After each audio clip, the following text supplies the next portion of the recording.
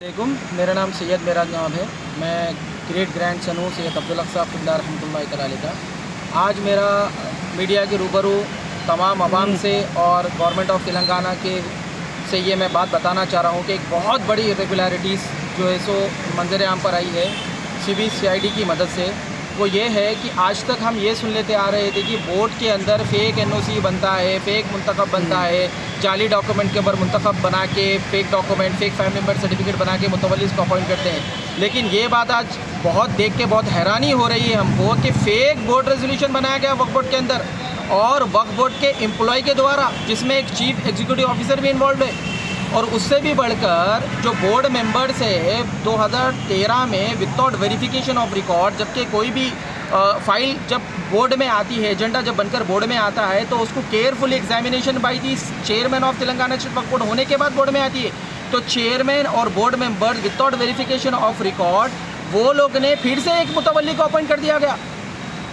ये कैसा बोर्ड है, कैसा तेलंगाना स्टेट का वक्फ बोर्ड, ये कैसे एम्प्लॉइज़ है जो बिना वेरिफिकेशन करके विदाउट रिकॉर्ड को वेरीफाई करके कैसा मुतवल्लिस को फेक मुतवल्लिस है कि जो बोर्ड मेंबर जो है उनका काम ये होता है कि वो वेरिफिकेशन ऑफ रिकॉर्ड करे, प्रॉपर जो भी हकदार है उसको हक दिलाने के लिए प्रॉपर वेरीफाई करके वो लोग जो है सो मुतवल्ली अपॉइंट करना चाहिए। जबकि ये लोग जो है सो बिना वेरीफाई करके अपने मकसदों को पूरा करने के लिए ये लोग जो है सो गलत काम कर रहे हैं। तेलंगाना स्टेट वक्फ की प्रॉपर्टी को बर्बाद कर रहे हैं, अल्लाह की प्रॉपर्टी को बर्बाद कर रहे हैं, जो कि यतीमों यसीरों मिस्किनों की प्रॉपर्टी है ये।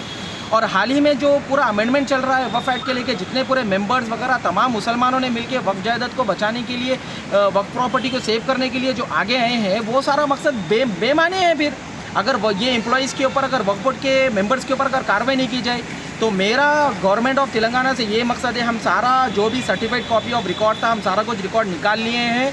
हम सारा कुछ रिकॉर्ड प्रिंसिपल सेक्रेटरी को, CEO को, जितने भी हायर अथॉरिटी थे, जितने भी कॉम्पिटेंट अथॉरिटी, हम सारा कुछ सब कुछ सबमिट कर चुके हैं और हम लीगल कार्रवाई बोर्ड मेंबर्स के ऊपर और एम्प्लॉइज़ के ऊपर करने वाले हैं कुछ ही दिन में। तो मेरी गवर्नमेंट ऑफ तेलंगाना से यही गुजारिश है कि ये बोर्ड के ऊपर नज़र रखी जाए ताकि वक्फ बोर्ड के थ्रू गवर्नमेंट ऑफ तेलंगाना का नाम बदनाम ना हो और यतीमों यसीरों मिस्किनों की प्रॉपर्टी बचे। आपका भी सवाल है?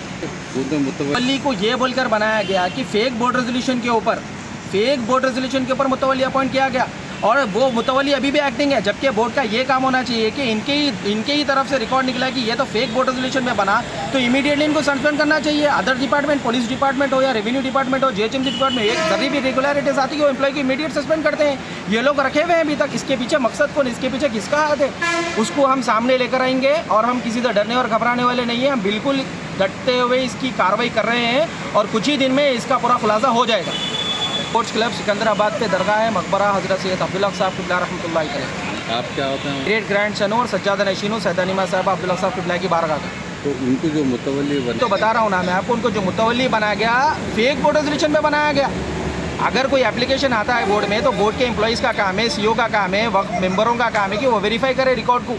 बिना वेरीफाई करके फेक बोर्ड रेजोल्यूशन बना के मुतवल्ली को अपॉइंट करे तो अब उनको तो लीगल कॉन्सिक्वेंसेस झेलने पड़ेंगे। अभी वो फेक बोर्ड रेजोल्यूशन पे कैसा मुतवल्ली अपॉइंट करते हैं आप? तो CEO साहब, अभी जो नए चेयरमैन है, नए CEO साहब है, उनसे मैं रिक्वेस्ट करता हूँ कि इमीडिएटली इसके ऊपर वेरीफाई करे, इसका रिकॉर्ड चेक करे और मुतवल्ली को इमीडिएटली टर्मिनेट करे, क्वाश करे प्रोसीडिंग्स, क्योंकि इसकी कोई लीगलिटी नहीं है। हम 15 दिन 20 दिन के अंदर हाई कोर्ट को भी जाएंगे और हाई कोर्ट में भी ये डालेंगे सीधा, तो सीधा गवर्नमेंट का नाम बदनाम होगा और CEO चेयरमैन का नाम प्रेजेंट CEO का नाम बदनाम होगा।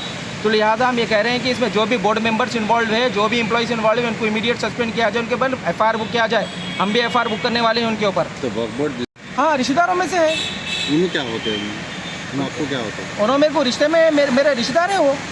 तो वक्फ बोर्ड में 50 एप्लीकेशन आते हैं, वक्फ बोर्ड में हज़ारों एप्लीकेशन आते हैं। वक्फ बोर्ड का काम क्या है? किसी की फिर मुतवल्ली अपॉइंट करना रहा तो वो रिकॉर्ड वेरीफाई करके अपॉइंट करते हैं, फिर बिना वेरीफाई रिकॉर्ड करके अपॉइंट करते हैं, या फिर उन्होंने जो बोल दिया हो जाता है। वक्फ एक्ट के हिसाब से काम होना। यहाँ पर वक्फ एक्ट की कोई वैल्यू नहीं है। तेलंगाना स्टेट वक्फ बोर्ड में कोई भी एम्प्लॉय, जितने भी प्रोसीडिंग्स होते हैं बिना वेरिफिकेशन ऑफ रिकॉर्ड, बिना वक्फ एक्ट के हो रहे हैं यहाँ पर। तो इसकी मुकम्मल जाँच होनी चाहिए CBCID के थ्रू और जो भी हायर अथॉरिटी उनके थ्रू।